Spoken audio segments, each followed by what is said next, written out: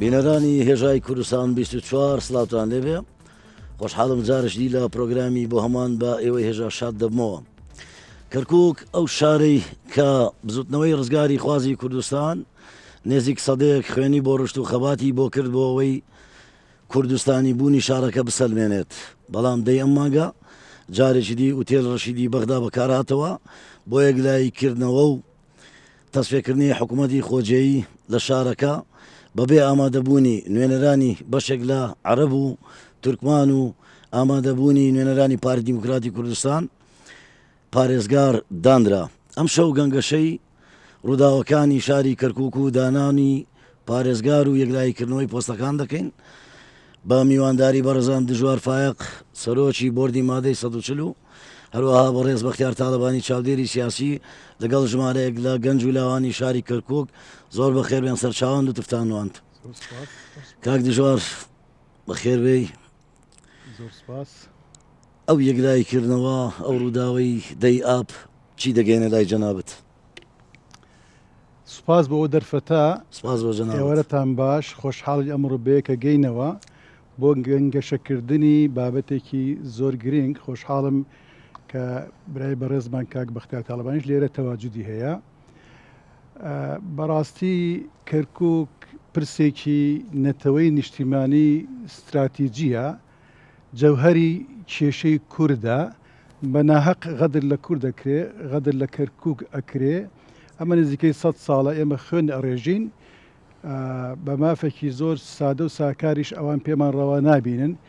ڕوا بکەن ئێستش ئەگە سەیری بکەی لەوانەیە بڵم کورد لە کەرکووک و ناوچەکانی تری مادەی 140 و شارەکانی تری عێراق بە هاوڵاتی ژمارە 2 لە قەڵەمەدرێ. ڕاستە کوشتن و بڕین و هەندێک شت نەماوەکو ڕژەمی پێشوو، بەڵام ئازادی کوردی کوا ئەتوانی بە نەورۆز بە ئیسراحەتی خۆت بکەی لەو شارانە لە کەرکووک، ئەتوانین جلی کوردی لەبەرکە بچی بۆ فەرمانگەکان یان کە تووشی کێشەیەکە بی ئەوانەی ئەو شارە ئەپارێزن لە دوای 16 ئۆکتۆبەر بە تایبەتی خەڵکانێکی بیانین. بۆیە من وا سەیری ئەم بابەتاکەم لە نەمانی یەکڕیزی و تەفاهمات لە نێو لایەنی کوردستانی خۆمان هەڵەیەکی زۆر گەورە کراوە. من ئەڵێم ئەمە هەڵەیەکی استراتیجیە. من ئەمەوێ زۆر بەهێمنی بابەتیانە مەوزوعی دوور لە بابەتی دەمارگیری و بابەتی لاینگیری حزبی کوردانە نیشتیمانیانە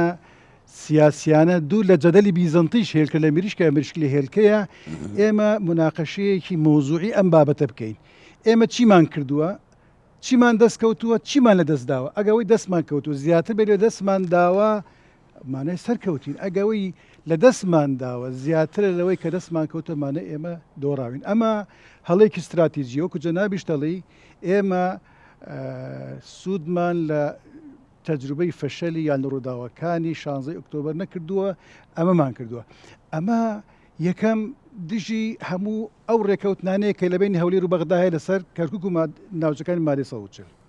دژی ئەو ڕێکەوتنەیە کە پار لە بینی هەولێر و بەغدا کرا ئەم حکومەتی جەنابی سوودانی پێکاتووە. ئەمە دژی ڕوحی مادەی 140، ئەمە دژی ڕوحی مادەی 58 کە باسی ئاساییکردنەوەکە لە کەرکووک.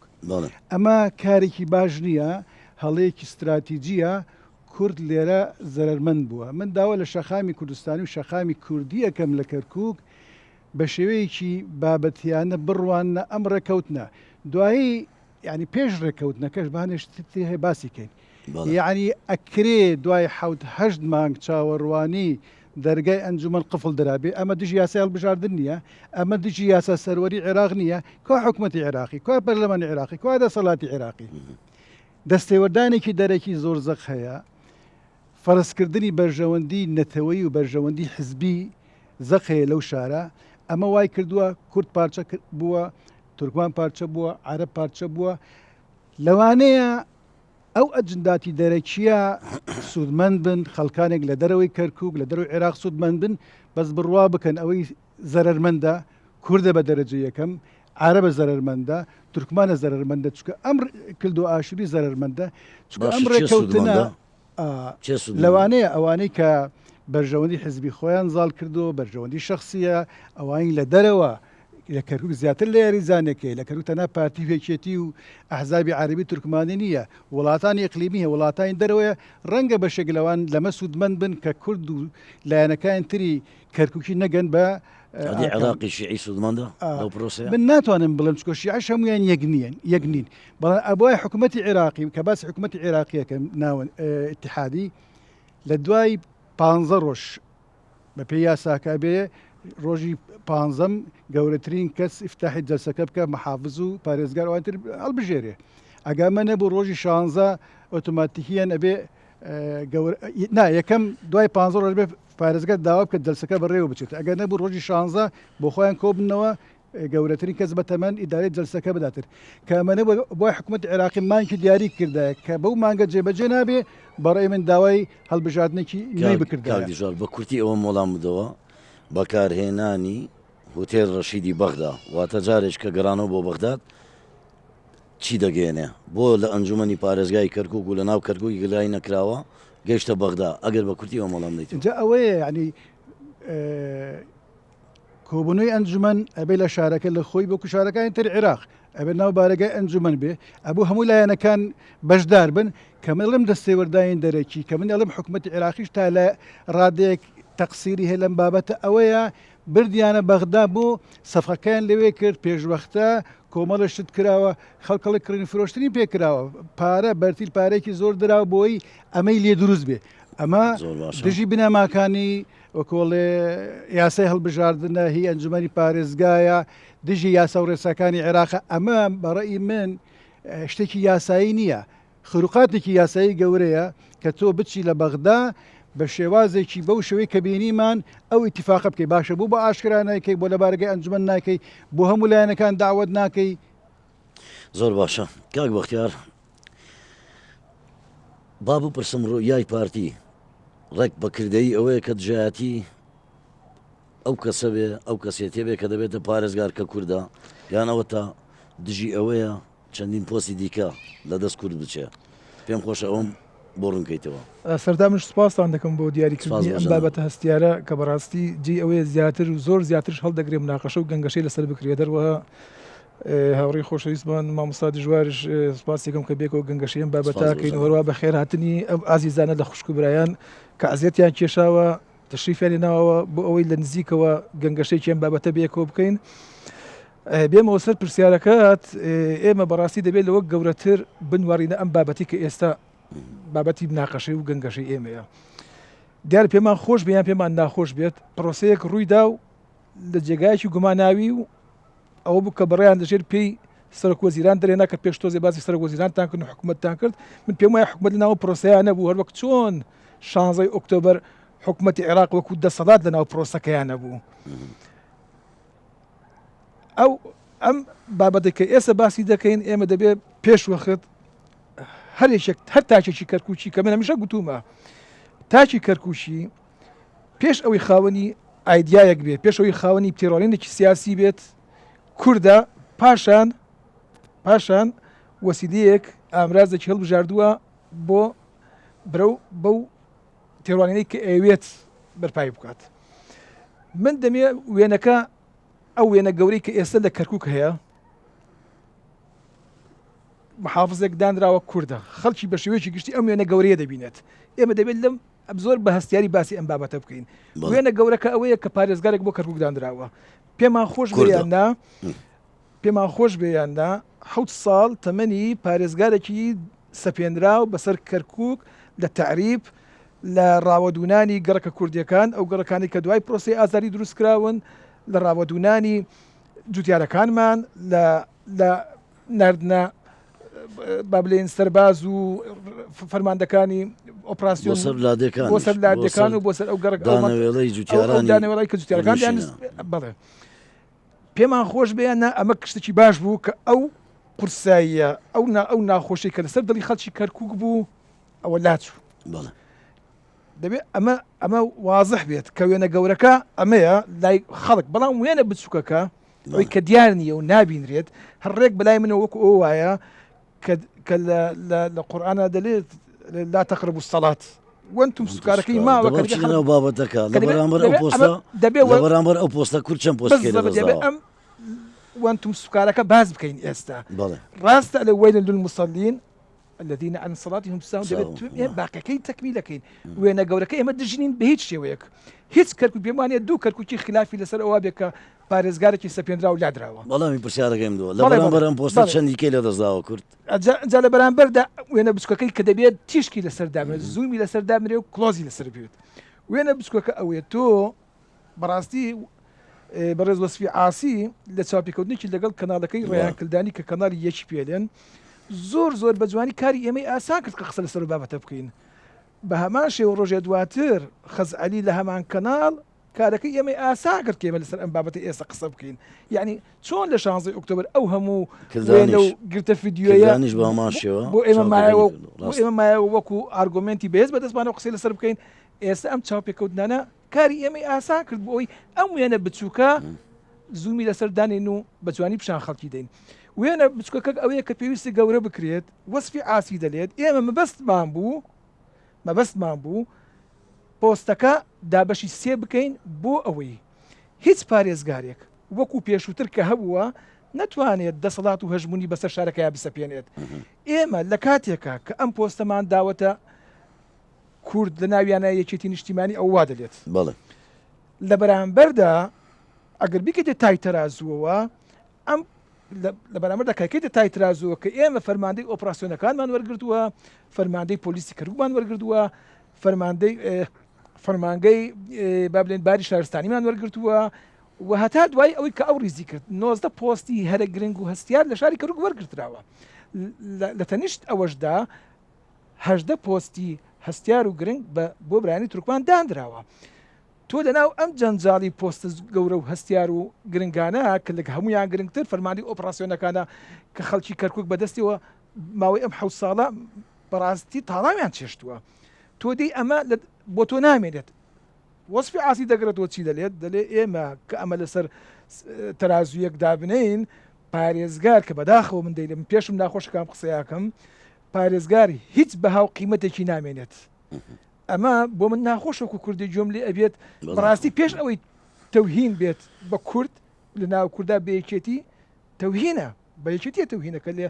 هیچ قیمەت و بەهایەکمان بۆ ئەو پۆستە نێشتەوە کە ئێستا لای یەکێتی نیشتیمانی من پێویستە بە زمانی شەقام دەڵێ کرک و بارەکە کراوە اینجادا پێویستە یعنی خەڵکی کەرکووکی بە تایبەتی ئەم قسانە زۆر بە وردی سرنجی بداتێ من پێم خۆشە سبەی ڕۆژێ یەکێتی خاوەنی ئەو ئیتفاقە نەبێت کە کردوێتی بەڵام خەزعەلی لە هەمان کەناڵ چاوپێکەوتن چی دەلێ یەکێتی نەک تەنها پابند بووە بەم ڕێکەوتنە نەک تەنها پابند بووە اعترافیش دەکا بە ئەوەی کە کەرکووک شارێکی کوردستانی نییە نەک بۆی دانی پێدادەنێ بە تەنها ئاخر جملەکەی لە دوو ڕستە پێکاتوە نەک تەنها ئەوەی دانی پێدادەنێت بۆیە بەلای منەوە ئەوەی کە لە ئوتێل ڕەشید گوزەرا لە سەر 11 ئەم ساڵ شتێکی با بڵێن چاوەڕوان کراوە بەنسبەتمەوە لەبەرەوەی پێش ئەوە من هەمان ئەو گڕوپەی کە عەرابی ئەم ڕێکەوت نەبوون هەمان ئەم گروپە لە مووسڵیش کلچیان یەک خست بوو بە هەمان شێوە دەشتی نینەوە کەمە بەستی ئەو وڵاتەیە بەستی ئەو وڵاتی لە پارتی و لە کورد پاک بگرێتەوە هەمان ئەو لایەنەی کە دەستی لە پشت ئەم گەمەکەرانەیە خۆیمانە گەمەکەرن ئەوەی کە مدەڕیبیانە و ڕاهێنانیان پێ دەکات ئەمان خۆیان نین ئەمان خۆیان کارکتەری سەرەکی نین کارکتەری سەرەکی گەمە لەگەڵ ئەمانەیە ئاکات مەبەستیان بوو چۆن لە مووسڵ ئەو گەمەیان کرد لە کەرکووکش دووبارەیان کردەوە و تەنانەت وەسفی ئاسی لەوەش زیاتر دەلێت دەلێ یەکێتی نیشتیمانی نابێ پێشمەرگەش گەڕێتەوە نابێ ئاساشی گەڕێتەوە نابێ ئەڵای کوردستانی ژەڵ کرێت جیالەوە لە کاتێکدا بە پێی دەستور دەبێ ئەڵای کوردستان هەڵ بکرێت لە کەرکووکی جیا لە هەموو ئەوە دەلێ بە ئێمەیان گوت کاکە بەس ئەو پۆستەمان بدەنێ لەبەر ئێمە لە هەمبەر هەڵبژاردنین لە هەرێمی کوردستان دەمانەوێت بە هەر نرخێک بێت بە هەر نرخێک بێت ئەجا بڵێن پێشمەرگە نەگرێتەوە لێن بەڵێ با نەکرێتەوە بڵێن ئاڵا باڵ نەکرێتن بڵێ با هەڵ نەکرێت هەموو داواکاریەکانی ئەوان جێبەجێ کراوە لە تەنها لەبەر یەک ئامانجی حیزبی تەسک کە تۆ بتەوێت یعنی قوربانی بە شارێکی گەورە کە شاری تۆ نیە شاری هەموو کورتە قوربانی بە شارێکی گەورە بدەیت لەبەر هەڵبژاردنێک کە سبەی ڕۆژە لە هەرێمی کوردستان دەکرێت ئەوە بەنسبەت ئێمەوە کارەساتەوە وەکو کەرکووکی دەستخۆش با من بچمە لایەو گەنج و لاوانەی کەرکووک ئێوە بۆ خۆتان لە ناو گرفتەکانن لە ناو ڕووداوەکانن زۆر بە وردی و بە وریاتر لێم ئاگادارن پێم خۆشە ئەم شەو بەرنامەکەم تۆزێک جیاواز بێ من پرسیار لێوە ناکەم یان ئێوە بپرسن من پرسیارەکەم هێندەیە باسی ڕوودا و پێشادەکان بکەن چکە ئێوە خۆتان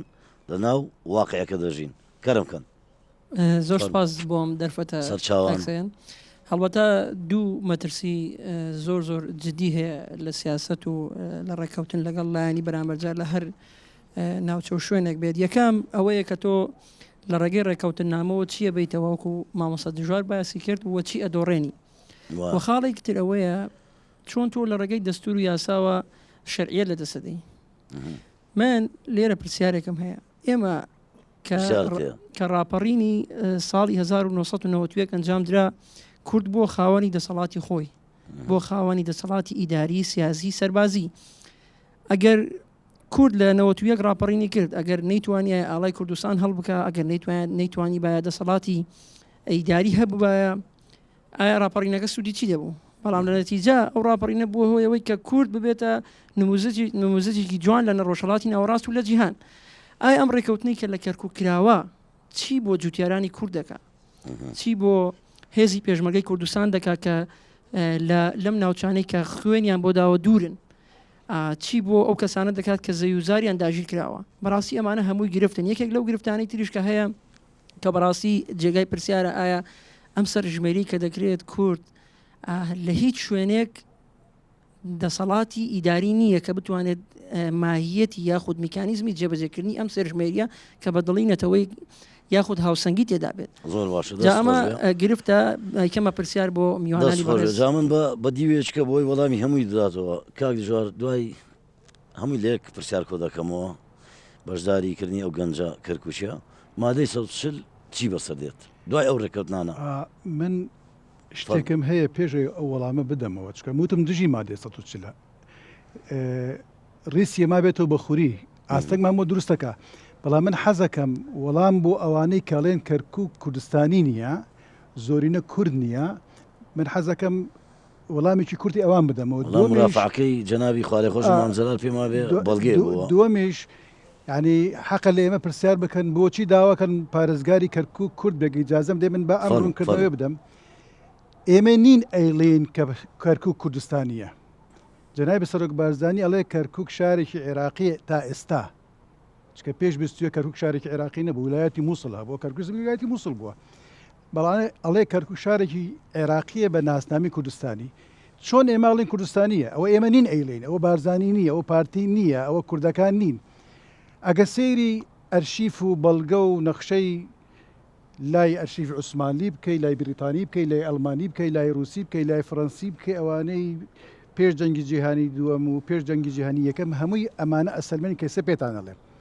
لە قاموسی ئیعلام کە کەسێکی عوسمانی بە زمانی عوسمانی نووسیوێتی کە باس کەرکووکەکە ئەڵێ سێ بەشی کووردە یعنی چوار بەشە سێ بەشی کووردە کورد زۆرینەیە کاتی خۆشی کە ویلایەتی مووسڵیان خستە سەر عێراق مناقەشەیە کرا لە بینی مەلیکی عێراق و بەریتانیا عوزمە دەوڵەتێکیان بۆ عێراق دروست کرد ساڵی 21 بەناوی دەوڵەتی عێراقی مەملەکەتی عێراق مەلیکی عێراق داوای کردوتی ویلایەتی مووسڵ بخەنە سەر ئەم دەوڵەتە ئەمە ویلایەتی مووسڵ زۆرینە کوردە بە تایبەتی باسی کەرکووکەکەم وینستۆن چرچل خۆی جوابی دایەوتی بە مەلیکی وتی ئێمە دەوڵەتمان بۆ تۆ دروست کردو ئیمپراتۆرێتمان دروست نەکردووە حدودی تۆ تا چای حەمرینە لەم دی و چای حەمرین مەملەکەتێکی تر هەیە وڵاتێکی تر هەیە کە کورتیا زۆرینەیە ئەو پاش مامەیەک جوابی دایەوتی ئەم وڵاتی بۆ منتان دروست کردو زۆرینە شیعەیە بەڵانسی هەست بەلای شیعەیە بۆ من زەحمەتێ بەڕێوە بردننی ویلایەتی مووسڵمان بدەنە کە زۆرینە سونێ بۆی بەڵانسی هێز ڕابگرین قەنەعەتی پێیان کرد بەڵام زۆر فۆکس خەنە سەر ئەم قسەیەم نوێنەری بەریتانیا عوزمە لە عوسبەت الئومەم ئەو کاتە وتی بە مەرجە ویلایەتی مووسڵ دێتە سەر عێراق دەستکاری دیموگرافیای کەرکووک ناکەن ڕازی بوون لەو ڕۆژە و دەستکاری دیموگرافیا کرا ئەمە بەنسبەت ئەوەی بریتانیەکە لە دەرسی جغرافیا منهجی جغرافیای حکوومەتی مەلەکی عێراقی هاتووە کە بۆ ناوەندی و خانەی مامۆستایان ئەو کاتە کە باسی کەرکووکەکە ئەڵێ مدينة تقع في شمال العراق أغلبية سكانها من الكرد أما من ناڵێم ئەمە وەسایقی عێراقی دەوڵەتی عێراقیە شەریکێکی ئەڵمانی بۆ ڕاکێشانی هێڵی ئاسن لە کەرکووکەوە بۆ سەرژمێری ساڵی 57 هەمان ئەگە ئیجازە بڵێ مزەکەراتیان نووسی لەم دواییە ئەوە زۆر کەس نازانێت چکە تازە دەرکەوتووە کە باسی کەرکووکەکە ئەڵێ زۆرینە کووردە ئەگەی و بچنە ئەرشیفی پەرلەمانی عێراقی ماوە ئەوانەی لە پێش 58 لە سەرەتای دروستبوونی عێراقەوە تا 58 نوێنەراتی کەرکووکیان کرد لە پەرلەمانی عێراقی 187یان کووردە واتە کورد زۆرینە بۆ لەو شارە جارێکیان 4 کورد یەک عەرەب یەک تورکمان جارێکیان 3 کورد یەک تورکمان یەک عەرەب جارێکیان 4 کورد یەک تورکمان و هەتا دوایی ئەوەی جەنابەت فەرمووت بەڵێ تۆماری 57 کەرکووک کورد زۆرینەیە جگە لەمە ئەگەر ئێمە بین سەیری ئەم هەڵبژاردنانە بکەین کە تا ئێستا ئەکرێ کە هینێکی تایبەتیان پێداوە تەزویری تیاکرێ هێزە هێنن مەشاکل دروستەکە هەر جاری بە یاسایەک هەڵبژاردنەکەن لە هەموو ئەوانە کورد زۆرینەیە ئێمە واتە ئەڵێن کەرکووک کوردستانیە بەم بەڵگانەوە من ئەمە لە لیژنەی مادەی 140 لە بەغداد چەندین جار ئەم مناقەشەم کردووە لە ڕاگەاندنەکان وتومە ئێمە بۆیە داوای پارێزگاری کەرکووکەین ئەگەر پشت درێژ بێ با من ئەمە ڕوونکەمەوە ئێمە لە مووسڵ کورد زۆرە چەند خەزامان هەیە لە ناو مووسڵ هێت دەوروبەری مووسڵ کورد زۆرە ڕەنگە 127 بێ ئەتوانین داواکەن محافظی مووسڵ کورد بێ ئەتوانین داوای پۆستی سیادی بالا بکەن لە عێراق ئێستا شتێک هەیە هەڵبژاردنە چی پێڵێن دیار مووسڵ صلاح الدین ئەمبار ئەڵێ زۆرینە عەرەبی سوننەیە محافظ عەرەبی سوننەیە ئەڵێ ئەو شارەکانی تریش زۆرینە عەرەبی شیعەیە محافظ عەرەبی شیعەیە ئەمە چواردە پارێزگا باشە کەرکووک زۆرینە کوردە بۆ پارێزگاکەی کورد نەبێ ئێمە لەبەرەوە داواکەن کە کورد زۆرینەیە هەبە ئەو منطقەی ئەوان پارێزگا لە شارەکانی تردانن ئێمە داوامان کردووە داواکەین کە ئەو شارە بڵێ جەنابی سەرۆکەڵەیە کەرکووک شاری برایەتیە شاری پێکەوە ژیانە شاری لێبوردنی ئاینی و نەتەوەی ئاینزاییە کەرکووکی هەمومانە هی کووردە یا عەرەبە هی تورکمان هی کلد و ئاشووریە ئەوەی ناوێن لە تۆماری 57ەیە باشە ئەمەی ئێستا بێمە سەر وەڵامی پرسیارەکە ئێمە لە دەستور ڕازی بوون بە مادەی 140 لەبەر ئەوە نییە گومانمان هەیە کەرکووک و خانەقین و شەنگار کوردستانەیان نا یەقینمان هەیە بڕوامان هەیە کە زۆرینەیە باشە بەڵام ئەو مادەیان دانەوتەوە ناتەنە بە یاسا و بە ڕێفراندۆم و بە ڕاپرسی بگەڕێتەوە بە قانون ئێمە دڵنیا بووین کە بەڵێ زۆرینە کووردە بەو شێوە بگەڕێتەوە چەند قۆناغێک بەڕێوە چوو لە سەرفکردنی چەکەکان لە گەڕانەوەی زەویزار بۆ خەڵکەکە لە ئاسایکردنەوە بەڵام ئەمەی ئێستا ڕووی داوە بڕوا بکە وەکوتم ڕیسمانی کردو بە خوری زۆر تەسیرەکە چۆن تەسیرەکە من لە بەغداد 2 مانگ مناقەشەم بوو لەسەر ئەوەی کە لە کەرکووک زەوی ئەدرێ بێ بە کەرکووکی بدرێ کورد تورکمان عەرەب کلد و ئاشووری ئەوەی نەک خەڵکی دەرەوەی کەرکووک ئەوەی کە 57یان هەیە ئەوانە یانگوت هەر ڕۆژنامە نووس زۆر باشە گەنجەکانیش بەشدار بن دا ئەوەش بە کورتی تاواکە هەر ڕۆژنامە نووسێک هەر پارێزەرێک ئەگە هەوی عێراقی نەبووە ناسەمی عێراقی ئەرزیان پێنادا دوای 2 مانگ مناقەشە قەنەعەتم بە لیژنەکە کردووە نووسراوە بۆ حکوومەتی عێراقی کردووە بە پارێزگاری کەرکووک بڵێن ئەوەی ناسنامەی سندیکای کوردستانیشی هەبێ ئەرزی پێ بدرێ بەڵام من بێواڵم لەو زروفەی کە مامۆستا باسی کرد ئەو هەموو فەرمانگانە بۆ ئەوانە ئایا ئەماتوانی ئەرز دابینکەم بۆ کورد ئایا توانین کووردا مەزرێنین ئەمەش تەسیرێکی زۆر خراپی وەکو باسم کە لەسەر مادەی ئێستا دێم لای ئێوەش بەس پرسیارێکم بە خەیاڵ داهات بە پێویستی ئێزان بگەم چکو لەگەڵ کاک بەختیار باسی 1-2 چاوپێکەوتنی ئەو چەند ڕۆژە کرا ڕێیان کردانی لە چاوپێکردن یەکێک لە چاوپێکردنەکانی ئەم دوایی دەڵێ کەرکووک شارێکە بە عێراقی دەمێنێتەوە هاوپەیمانەکەمان ئیتیحادی وەتەنی ڕێک ئەوا دەڵێ ئەوانیش هیچ لاریان نییە بەڵام پرسیارەکەی من ئەوەیە هەتا ئەوەش دەڵێ ئەڵێ عێراقیشان خۆشەوە پرسیارەکەی من ئەوەیە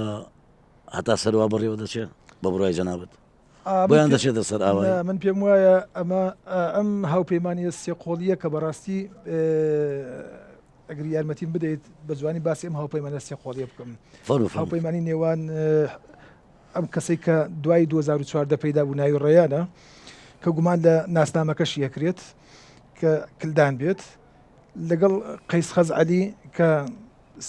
سەرچەتەی با بڵێن حیسابەکانی ئەوەیە ئاهلی حەقا بڵێ لەگەڵ برایان لە یەکێتی نیشتیمانی کوردستان برایان لە یەکێتی نیشتیمانی کوردستان بەڕاستی دوای 2007 ڕێک چوونە ئەو بەرەوەی کە پێیان دەگوترێت بەرەی مقاومە لە عێراقا یعنی ئەم گروپانێک کە ئێستا سێ گروپن لە عێراق چۆرێک لە دابەشبوون دروست بوو لە دابەشکردنی کێکەکە نەوتەکە لە دوای 16 ئۆکتۆبر 2007 قەیس خەزعەلی بەشێکی لە کێکەکەی کەرکووکە بوو لە ئاودیۆکردنی نەوت بۆ دەرەوە بەشی هەبوو حسەی هەبوو حتا ئەم حافزە سپێنراوی پێشوو کە نەماوە ئێستا حەوت بەدشی لە دوای بێت دێمە کەسمان خۆشحاڵ نین بۆی کە یعنی خۆشحاڵ نەبووینە کە لەوێ بووە خۆشحاڵین کە نەماوە لە ڕێگای ئەو نەوتیان فرۆشتووە لە ڕێگای ئەو ڕاکانەوە نەوتیان فرۆشتو و قازانشیان پێگەشتو هەر ئەو هاوپەیمانی سێ قۆڵیە نەوتی با بڵێن کەرکووک بۆ ئەم سێیە نەوتی ناوەندی عێراق و بەشێک لە وەسەتی عێراق بۆ گروپێکی دیکەی حەشد و حزبی سیاسیە هیچ جنوبیش ئەزانم بۆ چێو چیە حەز ناکەم ناوێت بەڵێ ئێستاشی لەگەڵاوێ بەردەوام هەتا بۆیان دەچێتە سەر ئەنجا ئەم هاوپەیمانی سێ قۆڵیە بەداخەوە کە حزبێکی کوردی بۆ بەشێک لەم هاوپەیمانیە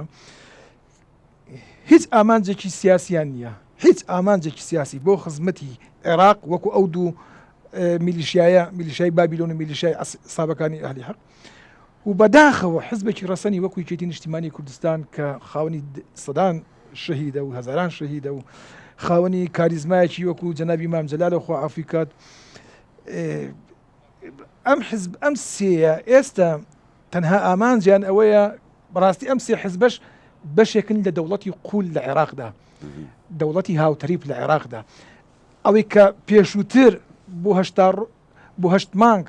پرۆسەی پێکێنانی حکوومەتی خۆجەی لە عێراق لە کەرکووک دواکەوت زانیان دوزار زانیان بەڕێز سوودانی پرۆژەیەکی پێەیە پرۆژەکەشی هاوپەیمانی ئیداری کەرکووک بوو لەم سێنێتەوەیە بەڵام دوزار کە زانیان سوودانی پرۆژەکەی سوودانی سەر دەگرێت شەو چوون ئەم پیلانیان جێرا و بڕیان لەژێر پێی سوودانی ڕاکێشا و ئەمەی کە ئێستا ئەمڕۆ دەیبینین ڕوو ئەدات بۆیە من پێم وایە تەمەنی ئەمانە لەگەڵ ئەم گۆڕانکاریانەیە کە لە ناوچەکە ڕوو ئەدات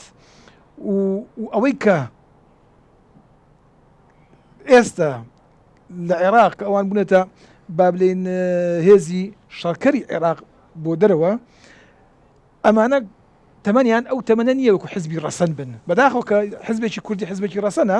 بەڵام هاوپەیمانە لەگەڵ دوو حزبی دیکە کە حزبی باسی مرافعەکەی وەکو بەڵگەی مرافعەکەی لەلایەکی دیکەوە زۆر بەداخەوە مام جەلالم کرد پێشتر زۆر بەداخەوە ئەمە بۆ ڕوویدا کاکسێن مامۆستا دژوەر بۆ ڕوویدا ئەمە برادران هیچ کاتێک دوژمنانی کورد پێیان خۆش نەبوو کورد خاوەن بڕیاری سیاسی خۆی بێت هەمومان ئەگەر لە ناویشیان نەژیا بێتین لە 61 چی کەسە نزیکەکانمان چ خوێندو بێتمانەوە لە شۆڕشی ئەیلول لە ساڵی 1961 کورد خاوەن یەک بڕیاری سیاسی بوو لە زاخۆ هەتاکو خانەقین خاوەن سەرکردایەتیەکی پتەوی بەهێزی کاریزمایی بوو خاوەنی یەک بڕیار یەک ئاراستە بەداخەوە لە ناوەندی شەستەکانە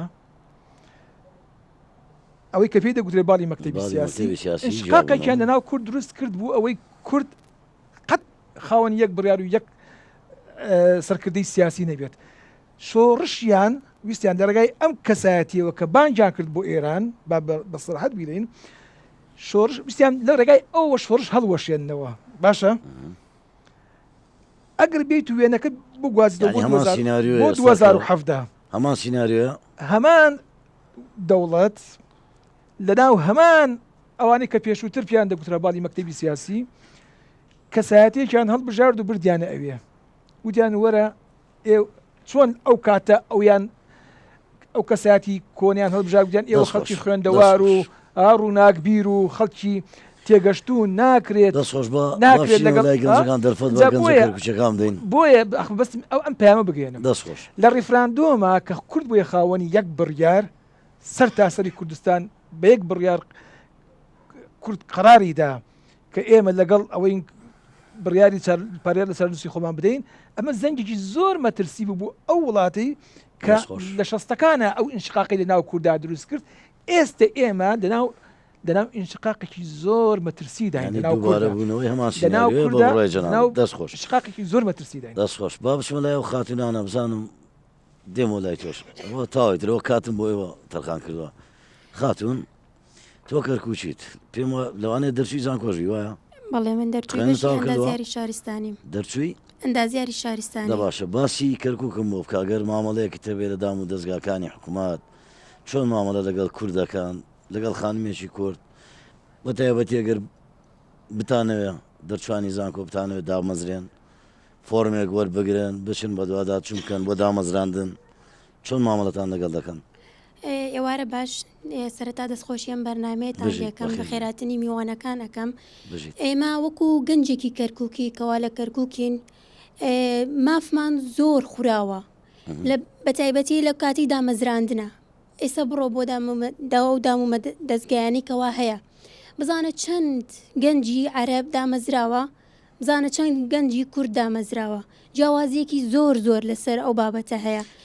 یعنی بە کوردیەکەی دەتەوێت پێم بڵێ بە هاوڵاتی پلە 2 پلە 3 سیر دەکرێنەوە؟ بەڵێ ئێمە بە هاوڵاتی ئەبێ ئەو شتە پێم ناخۆشیشەکە ئەو قسەی ئەەکەم بەڵام ئێمە بە هاوڵاتیکی پلە 2 پلە 3 سێرمان دەکەن. ئەگەر بڕۆی لە ناوچە عەرەبیەکان چەند گەنج عەرەب دامەزراون ناوچەکان بە دیاری کراوی نالێم کە لە کۆ دامەزراون چەنە گرنگی بۆ ناوچانە دراوە کە ئەو گەنجانە دامەزرێنن بەڵام گەنجی کورد هیچ دام نەمەزراوە. تەحەدا ئەەکەم هەر کەسێک کە بلێت گەنجی کورد دامەزراوە لە دام و دەستگا حکوومیەکان ئەوە ئەگەر دامەزرا بێتیش بە ڕێژەیەکی کەم بەڵکو بە ڕێژەیەکی زیاتر گەنجەکانی عەرەب دامەزراون بەڵکو بە شێوەیەکی بەرچاو بڵێن تعریبیەکی چاک بەسەر دام و دەستگاکانە کراوە. کاتێک کە بڕۆی مامەڵەیەک بکەیت لە دام و دەستگایەک ئەوە مامەڵەکەت ئێمە دو ئەخرێوەکو کورد بەڵکو گرنگی بە عەرەبەکە ئەدرێت بڵێ بە ئەنقەزەوە دەخرێت بۆ چیە ئێمە کوردین بەڵکو مافمان پێ نادرێت بە ڕێژەیەکی بەرچاو دیارەکە لەم 7 ساڵە چی لە کورد کراوە و چی بەرامبەر کورد کراوە. ئێمە زۆر پێماج ناخۆشە کە ئەو بابەتە باسەکەین بەڵکو ئێمە لەم ڕێکەوتنەی کەوا کراوە ئێمە مافی خۆمانە کە پارێزگارمان کورد بێت نەکو ئێمە لەسەر ئەوە قسە ئەکرێت کە کورد بێ نەخێر ئەوە ئێمە لەسەر ئەوە قسە بکرایە کە ئەو پۆستانی کەوا ئیسەدراوەتە ئەو برا عەرەبەکانمان برا تورکمانەکانمان بەڵکو لەسەر ئەوە دانوستان بکرایە کە ئەو پۆستانە بۆ کورد وایە زیاتر بۆ کورد بە هاتایە. بە هاوڕانی دیکە دەستخۆش سپاس جەنابەت فەرموو. زۆر سپاس خۆشحاڵم ئەم شەوەکو و گەنجێکی کەرکووکی لێرە ئاواندەم. بەڕاستی ئێمە پێمان وایە لە کەرکووک بووینە قوربانی تاکەی ئێمە وەکو گەنجی کەرکووک و بینە قوربانی ململانە سیاسیەکان ببینە قوربانی بانگەشەی هەڵبژاردن وەکو کورد بڵێ تاکەی ببینە قوربانی ئەجندای دەرەکی. بەڕاستی ئێمە لە کەرکووک گرنگترین فەرمانگە گەر باسی بکەین ئەوانەی تر هەموو گرنگن هەموو فەرماندەی پۆلیسە ئۆپەراسیۆنەکانە گرنگترین فەرمانگەی کشت و کاڵە. هەر ئەمڕۆ لە کەناڵەکەی بەڕێستان بڵاو کرایەوە کە چەند عەرەبێکی هاوردە لەگەڵ لیژنەیەک چوونەتە سەر گوندی عەلەغێر بۆ ئەوەی کە زەویەکانی کورد داگیر بکەن کوا پارێزگاری کەرکووک. و بەڕاستی من ئەمەوێت لێرەوە بە ڕێیانکردانی و بە قەیس خەزعەلی بڵێم بە هیچ کەسێک لە ئێوە دیموگرافیای کەرکووک ناگۆڕێت و کەرکووک هەر بە کوردستانی ئەمێنێتەوە تا خاوەنی ئەو گەنجانە بێت کە لە کەرکووکن کە ئێمە توانیمان لە 2 ئەیلول بەرامبەری دەبابەکانی ئەوان بوەستینەوە شەهیدماندا و توانیمان سنگی خۆمە بکەینە قەڵغان بۆ ئەوەی بتوانین ئیرادەی خۆمان زاڵ بکەین بەسەر ئەوانە و توانیشمان و هیچ کەسێک لەوە ناتوانێت ڕۆحی کوردایەتی لای ئێمە بسڕێتەوە و کەرکووک خاوەنی گەنجی خوێنگەرمە و بە درێژایی مێژوو شاری کەرکووک قوربانی داوە شەهیدی داوە بەداخەوە ئەم ڕێکەوتنەی کە لە وتێ ڕەشید کرا کە هیچ کەسێک نازانێت چۆن کرا و چی کرا هیچ کەسێک نازانێت ئەو هەموو قوربانی و شەهیدە بۆ قوربانی ئەو ڕێکەوتنە شاراوەیە. دەفەدە بە گەنجێکی دی فەرموو. کاتتان باش من باش. وەکو لاوێکی شاری کەرکووک هاتوومە بۆ ئێرە من ئێمە وەکو گەنج و لاوی شاری کەرکووک 7 ساڵە چاوەڕێین کە پارێزگارێکی کووردا دابدرێت کە ئەو تعریب و ئەو داگیرکاری و ئەو عسکەرتارەتی کە لە شاری کەرکووک هەیە کۆتایی بێ بەڵام بەداخەوە بە تەنها بۆی کە پارێزگارێکمان هەبێ بە ناو کە پارێزگار هەچی پۆست و ئەچی فەرمانگە گرنگەکانی شاری کەرکووک هەیە کە دراوە بە عارەب و تروکمان ئێمە وەکو ئێستا کە لە کۆی 47 زیاتر پۆستە 37 پۆستی دراوە بە عارب و تروکمان وەکو کورد 6 پۆستمان ماوە ئەو 6 پۆستەش هەر لە پێشوشە لە لای کورد بووە هەر بەدەستی کوردەوە بووە ئێستا ئەگەبێ کە ئایانود کەرکووک ڕێژەی 132 دابشکاری بە پۆستەکانەکرێ لەو ڕێژەیە مە 106شمان بەر نەکۆدەوە وەکو کورد کە لە دامەزراندنیش لەم ئاخرەیە کە بۆ پۆلیسی کەرکووک هاتەوە لە کۆی 600 پۆلیس تقریبان 27 کورد بوو ئەوش نازانێت چۆن 27 پۆلیس 600 پۆلیس 27 بەر کورد کەوتووە باڵێ ئێستا کەوا بڕیارە 1970 کەس داعین بکرێت لە کەرکووک بەگرێ بەست ئەگەر بە گوێرێم ڕێکەوت نەبێ کە کراوە لە کەرکووک ئێمە 106مان بەرەکەوێ دەست خۆش بێ چێ دیکە دێ بەشدار بێ قسەفەن ئەو دەرفەتەکەم داوێەوە بە یارمەتیەوە ئەو گەنجانەی کاتمەوە ئەو گەنجانەی کەرکووک دڵیان پڕە بابزای ئێوارە باش سپاس بۆ ئەم دەرفەتە من یوسف قاسمم وێڕای هاوڵاتی بوونی شاری کەرکووک قوتابی کۆلێژی زانستە سیاسیەکانیشم یەکسەر دێمە سەر ئەسلی پرسیارەکە نامێ زۆر لە کات بکوژم کاک دژوار و کاک بەختیار دەمێت وڵامیان پرسیارە مردنەوە ئێمە وەکو کورد لە پارێزگای کەرکووک دەتوانین تەنها بۆ وەرگرتنی پۆستی پارێزگار کۆتایی بە شێشە و ئاڵنگارەکانی کەرکووک بینین ئێمە بە درێژایی مێژوو هەزارەها شەهیدماندا تەنها بەڕێوبەرایەتی ئاسایشی کەرکووک 100 شەهیدی داوە بۆ کەرکووک وەزارەتی پێشمەرگە و هێزەکانی پێشمەرگە پێش 2017 چەندەها شەهیدیان داوە هەتا گەنجە خۆبەخشەکانی کەرکووکش بە هەزارەها شەهیدمان بۆ شارە داوە چەندان خوێن ڕژاوە ئەوەی کە کەرکووکیەکان داوا دەکەن وەستاندنی تعریب و زیادکردنی دامەزراوەکانی کورد ئەو گەنجانی کە تەعین دەبن وەکو کاکە ئاماژەی پێدا لە 600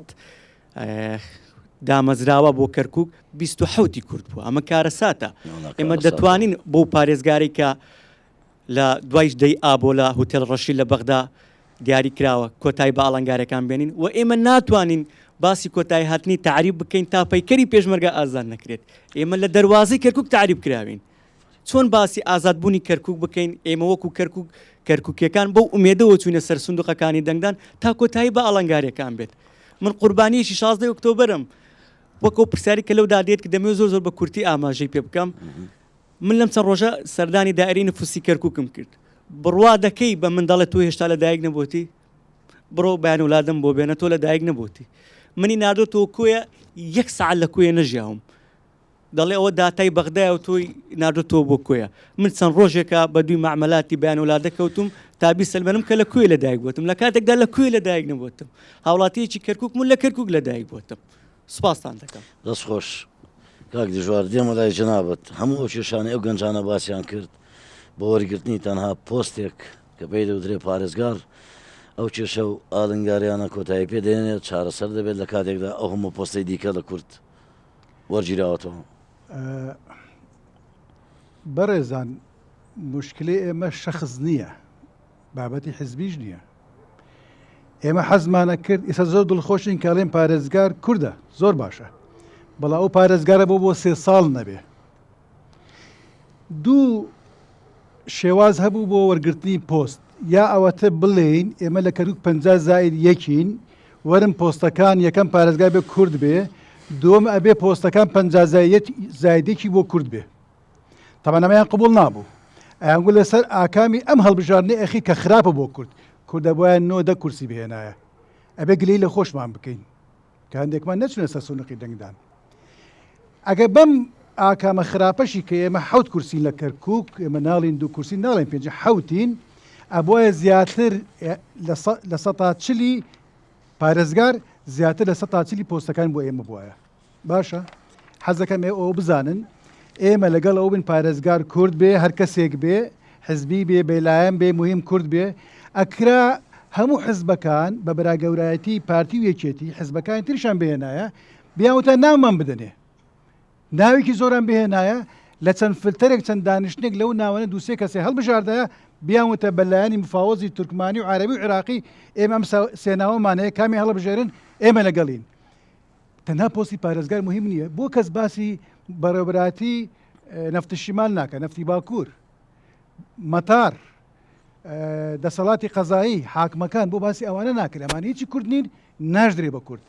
اینجا ئێمە مەبەستمان ئەوە بوو کە پارێزگار کورد بێ لە بەرە ئەوهێنێ باسمان کرد بەم دوو ڕێگایە لە نەبوونی یەکریزی دەستێوەرداین دەرەکی ئیشەکە وای لێ هاتەوە. وەڵامی ئەمانەی کە ئێستا قسەیان کردووە ڵاوی باسییان کرد هەمووی کارە ڕێکەوتنەکە من پێتان دەڵێم خراپە، هەڵێکی استراتیژیە زیاتر شەرحیکەم دژی مادەی ١40 باشە ئێمەی بەرەو دواوە بردووە بڕاکە زمانی ڕژەی پێش جوانە بووینە. سەدام ڕازی بوو نیوەی کەرکووک بدە بە بارزانی شۆڕشی کردە قوربان کەرکووک وتی من ناتوانم هەڵەی قەیسەر بکەم. قەیسەر ئالاسکای فرۆشت بە ئەمریکا، ئێستاش خەڵکی رووسیا نەفرەت لە قەیسەرەکەن. کەرکووک ملکی حزبێک نییە، ملکی شخصێک نییە. کەرکووک ملکی کوردستانە، هەموو کوردستان، نە کوردستانی باشووری، هەر چوار پارچەی کوردستان. کەس بۆی نییە کەرکووک بخاتە بازارەوە. کەرکووک لای ئێمە سنوورە، چارە نووسە، مەوتنە، زێدی باو باپیرانە، خاکە، نیشتیمانە، پرۆژە نییە، نەوت نییە، بازار نییە. بەڵێ ئێستاخراوەتە بازارەوە. ئەمە بازاریان پێ کردووە، دۆڕاویشی لەو بازارە. من بدایەت باسم کرد، برای بەڕێزمان مامۆستا بەختێر باسی کرد، ئەو برای بەڕێزانش باسییان کرد. چەند پۆستمان دۆڕاندووە، 6مان وەرگرتووە، زیاتر لە 40مان دۆڕاندووە. ئەمە دۆڕان نییە؟ ئەمە هەڵی استراتیژی نییە؟ ئەمە ئەو بەڵێ کاک فەرسەد ڕێکەوتنەکە بڕوا مەکەن کێشەکانی ئێمە چارەسەر بکە. سەرژمێری باسی مادەی 140ەکەم لەم سەرژمێریەش داوایان کردو نابێ لە چوارچێوەی نەتەوە جواب دەیتەوە. بۆ باشە بۆ مادەی 140 جێبەجێ نابێ؟ من لێرەوە ئەڵێ هەموو دنیا گوێی لێیە بڕوا بکەن بەرانی عەرەب و بەرانی تورکمان، حکوومەتی عێراقی بیزانیا لێ ڕێفراندۆم ئێمە 49 لە 2006 پێش حوتیش 56 ڕێفراندۆمەکە شەکرا مادەی 140 جێبەجێکرا. ئەوان کەنایکەن چکۆزان بکرێ بە قانون نەگەڕێتەوە بۆ ئێمە. ئێستاش کە لەو سەرژمێری حەقی قەومیەتیان دانەناوە ئەزان دای بنان نیوەی مادەی 140 ئاشکرا بێ کە بەڵێ ئەو ناوچانە نەکەرکووک لە خانەقین و مەندەلی تا شنگال و شێخانیش. مافی دامەزراندن باس کرد، ئەوەی کە تۆ باس کرد. باشە بۆ باسی پەروەردە ناکەم. پەروەردە چەند کەس دامەزرا چەنی کورد بوو؟ ئایا ئێستا و دام و دەستگایان هەموو بەدەست ئەوانە؟ ئایا ماتوانین 150 خەڵک دامەزرێک کورد بێ؟ جارە مەبدەی 32 جەنابی مەرحوم مامجەلال کاتی خۆی بە شێوەیەکی کاتی ئەوەی پێشنیار کرد. برا تورکمان و عەرەبەکان ڕازی بن سەرۆکی فەرمانگەکان 32 بەڵێ بەزنێتە خوارەوە. ئێمە وەزمان زۆر خراپە لە کەرکووک لە هەموو فەرمانگەکان بەتایبەتی فەرمانگە ئەمنیەکان، شەریکەی نەوت، سەربازیەکان ئەمە باش نییە. بۆیە ئەبێ دانوستانکاری کوردی دووشت هەیە لە بەرچاو بگرێ. یان وەرە بەو دیکۆمنتانەی من باسم کرد هەیە، من 50 زیاترم لە کەرکووک، 50 زیاتری مەنسەبەکان مەوێ، یان بە نەتیجەی ئانی ئێستا هەڵبژاردنەکە چۆنە؟ من 7 کورسیمێ بە جۆری 7 کورسێکە. ئەبوایە ئێمە شتێکی تریشە بیرم هاتەوە. باشە ئێمە ئەوەندە کورد لە مووسڵە، ئەوەندە لە سەلاحەددینە، ئەوەندە لە دیالەیە، هەتا لە بەغداشەیە. بە ڕێژەی خۆمان داوای پۆستمان کردووە کوا دانوستانکاری کوردی لەکوێ، دەبلەماسەتی کوردی لەکوێیە. ئەوانەی ئەم ئتیفاقیان کرد لە ئۆتێل ڕەشید دەبا ڕەشیدانە بڕیاریان بدەوتە ڕاوستن. کەرکووک ئەم دوو ڕێگامەوەی ئێستا من باسم کرد هەمان دوو ڕێگا بۆ ئەو شارانەشە بێ. ئەمەی باشە ئەوە تەواو کەچکە زۆر حساسە باشە بەزەوە زۆر مهمە. بۆی نەبنە قوربانی لایەنە سیاسیەکان و هەڵە و ئەملا ئەولا بزانن هەڵوێستی فلان کەس، فلان جیهات، فلان حزب، فلان چییە؟ پشتگیری حەق بکەن، دەنگ بە حەق بدەن، دەنگ بە ڕاستی بدەن، دەنگ بە هەڵوێستی نیشتیمانی بدەن، دەنگ بە بیرکردنەوەی استراتیژی بدەن، دەنگ بە پلانی استراتیژی بدەن. ئێمە نەچین دوای هەڵا بکەین، دوای قەڵەباڵغی بکەوین، نەخێر. بزانین هەر کەسێک کارێکی خێری کرد دەستی خۆشی لێ بکەن، سوپاسی بکەین، پشتیوانی بکەین. من زیاتر وەخت نەگرمادە وەختانەمەفاس دەکەم. کاک بەختیار هەموو ئەوانەی کە باسمان کرد کە پۆستێکی زۆر لە دەست کورد براوە. باشە بەیانی چەندە کاریگەری دەبێت لەسەر گۆڕینی دیموگرافی لە کاتێک تۆ دەتەوێت ئاوارەیەکی کەرکووکی بگەڕێتەوە کەرکووک بیوێ دابنیشێ کاتێک ئەو بێ مامەڵی گەڕانەوەی بکاو قەرەبوو بکرێتەوە زەوی وەربگرێتەوە جێنشین بێتەوە باشە کوردیی بەدەست نیە چۆنەوە ئەو مامەڵانی بۆ بەڕێوە دەچێت ئەوە نابێتە هۆی گۆڕینی دیموگرافی ناوچەکە سەرێکی گرنگە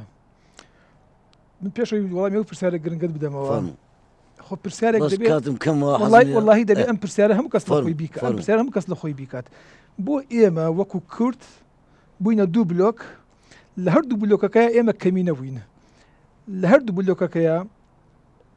ئێمە ینی کەرکووکمان پۆستەکەمان دابەشی سێ کرد لە کاتێکە وەکو کورد ئێمە ئەمانتوانی 4 ساڵەکە بەخشتی وەربگرین بۆ ئەمە نەکرا ئەمە پرسیارە خۆل ڕەنگە لایانی بەرامبەر قسەی خۆی هەبێت پارێزگار ئەمجارە بۆ چەندە ماوەکەی چەندە ساڵێک و 4 مانگە ساڵێک و 4 ئەی دوای ئەوە پێگاتەی دیکە دەبێتە بەڵێ دوای ئەوە ئێستا پۆستەکانی دیکە قوربانی ئەو ساڵ و 4 مانگە پێشتر کە اتفاقی هۆتێل ڕەشید کرا دایان نابوو 2 ساڵ بە 2 ساڵ بەڵام دوای تەدەخول و یان دەستێوەردانی تورکیا لەم ڕۆژانە بۆ ساڵ و 4 مانگ بەڵێ تورکیا بەس بۆی قەنەعەت بە تورکمانەکان بکەیان بە جەوەی تورکمانیکە بچن ناو دەسەڵاتەوە ساڵێک و 4 مانگیان بۆ ئەوانش بەجێ هێشتووە مەوزوعەکەی من ئەمە نیە پرسیارە جەوهەریەکە ئەوەیە ئەگەر لە پیشەکەم لاەدەم وڵی لە قماریش ئەگەر قماریش کە ئەوان نادۆڕی زانی پرسیارە جەوهەریەکە ینی هەر یارێکی قمار کە ئەوان نادۆڕی جەوهەریەکە بۆ بە 4 زاناخر بۆ بە 4 ساڵ کە ئێمە تەنها کورسیەک مادەوی زۆر ئاسان بۆ من لە جێگایکی کەش باس بوو دەچپێکەکە کەس مفاوەزات نەکرای من ئەو کورسیان بۆ ئێهێنان بەڵام بەداخەوە ئەو هاوپەیمانە سێقۆڵیە ئەو هاوپەیمانە سێقۆڵیە ویستیان کەرکووک لە محتەوای خۆیان بەتاڵکەنەوە زانیان ئەو دەلێت خەزعەلی دەلێت وەسفی دەلێت پارتی دیموکراتی کوردستان هیچ کاتێک نەبنهێنی نە بە ئاشکرا ئامادە نەبووە دان بە عێراقی بوونی کەرکووک دابهێنێت ئەمە یەک دوو هەڵە تێگەشتێکی زۆر هەیە وەکو ئەمەی کە ئێستا بوو ئەم پرۆسەیە دروست بووە لایەنێکی سیاسی ئیتهام دەکرن کە پێی خۆش نییە پارێزگارێکی کورداندراوە ڕۆژانە قسەی لەسەر دەکات تۆمەت دروست دەکات هەمان ئەو سیناریۆیە کە لە دوای 16 ئۆکتۆبەر وێنە بچووکەکە بوو نەدەبینرا دەلێن دەیانگوت ئێستا سلمێنرا کە کاتی خۆشی ئێمە دەمانگوت پارێزگارێک بۆ کەرکووک دابدرێ پارتی هۆکار بوو کە نە ئەهاتەوە کۆبوونەوە بکەین لە ئەنجومەن و پارێزگارێکی کورد دابنین ڕاکان مایەوە لە جێی خۆی لە کاتێکا کە بابەکر سەدیق بۆ خۆی واژووی لەسەر ئەوە کرد بکە ڕاکان بێنێتەوە مەقسەدەکەی من ئەوەیە ئەو وێنە بچووکەی کە نەدەبینرا ئێمە دوو برا بووین لە خانوویەکە براکەم دەیویست بێم خانووکەی بەناوە بکەم تم باش ئێمە بەناوتەکەم بەڵام تۆ دەی لەگەڵ کۆمەڵی خەڵکی دیکەی چەقاوە سو شەقاوەیە یان خەڵکی دیکەی شەریکی نێم بۆ دێنی یعنی کەیس پەیوەندیش بە منەوە نییە دەی لەگەڵ ئەوە اتفاقەکەیت خنجەرێک لە پشت من ئەدەیت و من دەرەکەی لە دەرەپەڕێنی لە ماڵی خۆم دوای ئەوە کە ئەوان دەست لە بن هەمبانەکە دەردێنن و هیچت نادەنێ دوایی دەیتەوە بۆ لای من جارێکیکە ئەلێ وەرە کاکە هاوکاریم کە با پارێزگارێک دەکەروکدا بنێم بشلێم باشە بەسەر چاو لەگەڵ تا دێم بەس من ناتوانم بێمە ئەو شاری کە تۆ منت دەرپەڕاندووەتیدا لەکوێ ئەتێ لەگەڵ تادا ئەنشم بەڵام من یاساخ کراوم لەو شارە سەرۆکی ئەنجومەنەکەم یاساخ بووە ئەندامانی ئەنجومەن ماڵیان داگیر کرا بوو چۆتان ئەوێ دا ئەنشین لەگەڵتان قەرانگیر دیاری کرا چەمچەماڵ دیاری کرا بەڵام کە نەهات نەپێشەوە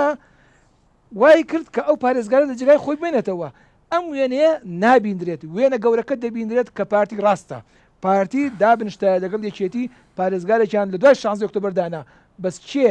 من پاداشتی تۆ بە چی بکەم تۆ خنجرت لێم داوە من بە چی ڕەوای حەقیەک بێم پارێزگارێک بۆ تۆ داخۆش دوو بەشداروی دیکە وەردەگرم بچووکانە نابیندرێن بەڕاستی دەبێت دوو بەشداروی دیکە وەردەگرم خۆتان اختیار بکەن فەرموو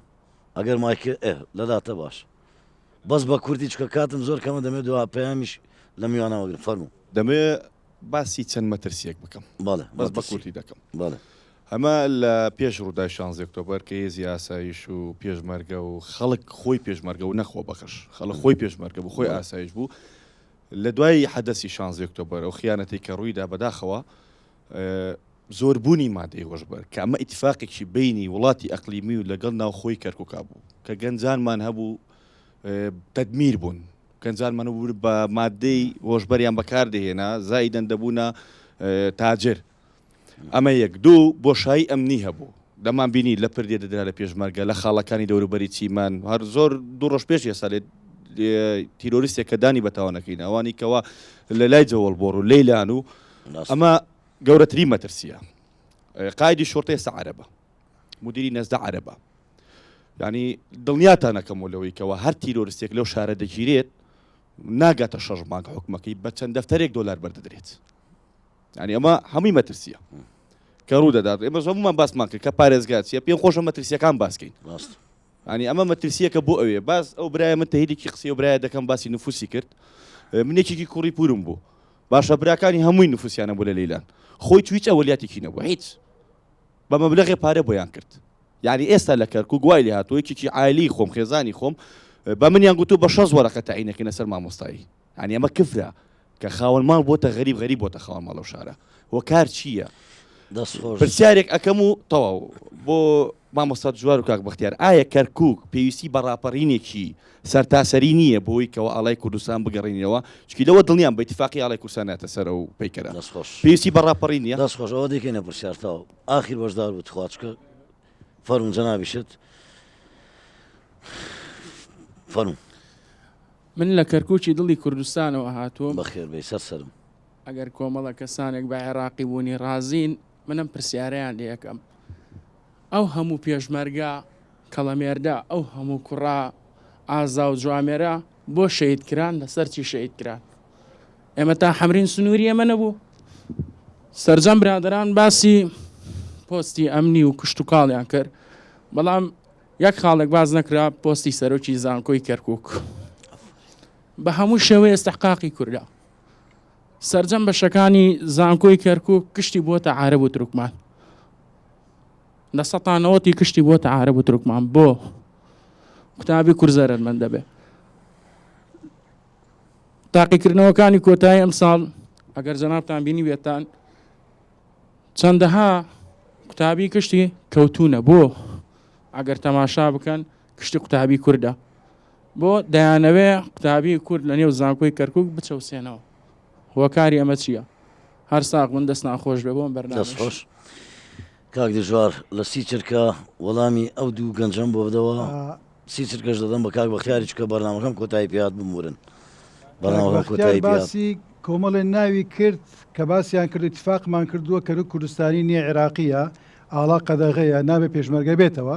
مایعلم پێشمەرگە کەرکووکی پاراست ئەگەنا کەرکووک و مووسڵی لێهات باشە داوە لە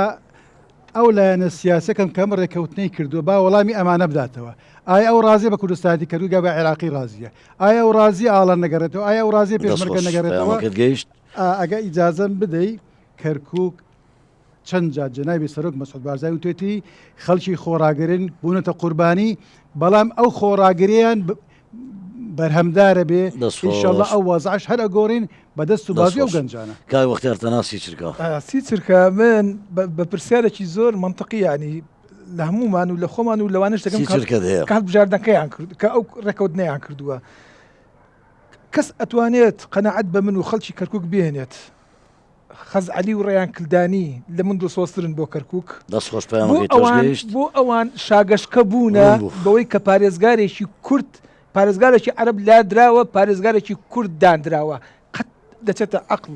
منطق ئەوە قبول دەکا عەرەبێک پێی خۆش بێ پارێزگارێکی عەرەب لابدرا بۆ کوردێک ئەگەر ئەمەنە دڵسۆزن دەفەرموو با پیاوەتەکەیان تەواو بکەن و مادەی سەد و سلمان بۆ جێبەجێکەنەوە دڵسۆزی کوردن میوانە بەڕێزەکانم سپاس بۆ ئێوەی گەنجیش ئێوەی کەرکووچی سپاس بۆ بینەرانی هێژاکەتاو گەێستا لەگەڵمان بوون بە هیواین هەرچی زووە کێشەکانی کەرکووچی کوردستان چارەسەر بکرێت هەمیشەتان شاد سپاس بۆ ئێوە